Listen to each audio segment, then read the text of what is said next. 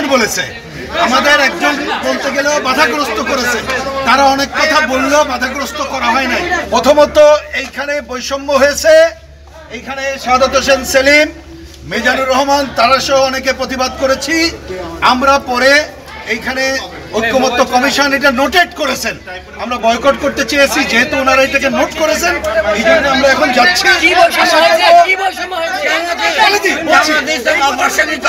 এটা তিনটা জিনিস এইখানে জামাত ইসলাম। আচ্ছা সেলিম ভাই বলেন, তিনজন বলেছেন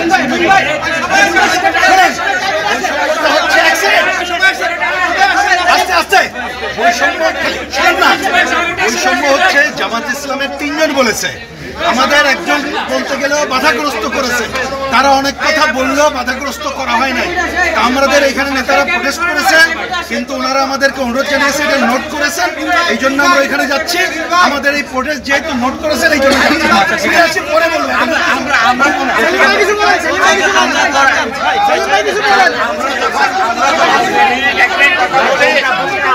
আমাদের থামিয়ে দেওয়া হয় আর জামাত ইসলামী অপ্রাসঙ্গিকভাবে কথা বলতেছে, তখন আমি বললাম যে এটা প্রাসঙ্গিক নয়। তখন তিনি বললো যে আপনি কতজন লোককে রিপ্রেজেন্ট করেন আর আমরা কতজন লোককে রিপ্রেজেন্ট করি। আমি বললাম যে তাহলে এখানে প্রশ্ন আসতে পারে।